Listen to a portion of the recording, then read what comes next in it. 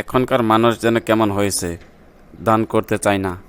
এই ইতিম ছেলে মেয়েদের জন্য খুবই মায়া হয়। সময়তে খাইতে পায়, সময়তে খাইতে পায় না, তাই তো ওদের জন্য কালেকশনে বের হলাম। দেখি সামনে যে কেউ যদি একটু দান করে ইতিম ছেলে মেয়েদের জন্য। এদের কি কষ্ট, এটা দেখে আর ভালো লাগে না।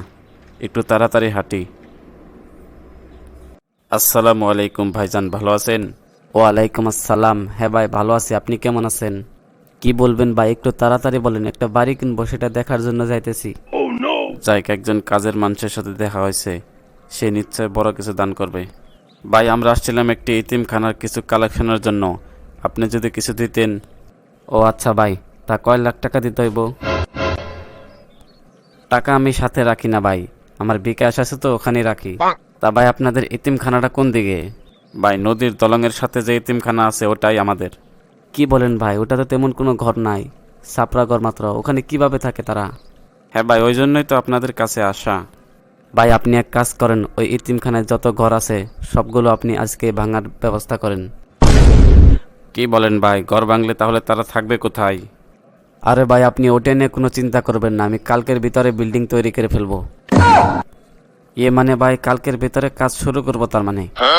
ভাই, আপনি এদের জন্য এত কিছু করতে যাবেন কেন? আরে মিয়া, আপনি কি বলেন? আমার কি টাকা পয়সার অভাব নাকি? আমি এদের জন্য একটু করলে আমার কি হবে?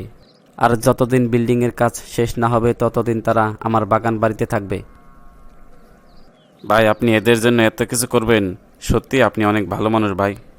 ভাই, আপনি ওর সাথে কি কথা বলেন? ভাই, একটু এখানে আসেন তো, একটি জরুরি কথা আছে। আচ্ছা ভাই, দাঁড়ান, আসতেছি। ভাই, আমরা একটি ইতিমখানা থেকে আইছি। ওই লোকটি অনেক ধনী মানুষ, তাই বলল আমাদের ইতিমখানা নাকি বিল্ডিং করে দেবে। ভাই, আপনি ওর সম্পর্কে কিছু জানেন কি? না ভাই, কিছু জানি না তো, কেন? আরে ভাই, লোকটি খুবই ফাজিল। সে আপনাকে মিথ্যা কথা বলে আপনাকে ঠকাইতেছে। লোকটা ওই রকমই, অপরিচিত কাউকে দেখলে বড় লোকের ভাব ধরে বিভিন্ন ধরনের গল্প করে মানুষের কাছ থেকে মজা নেয়। তাই আপনি এখানে সময় নষ্ট না করে সামনে যান ভাই।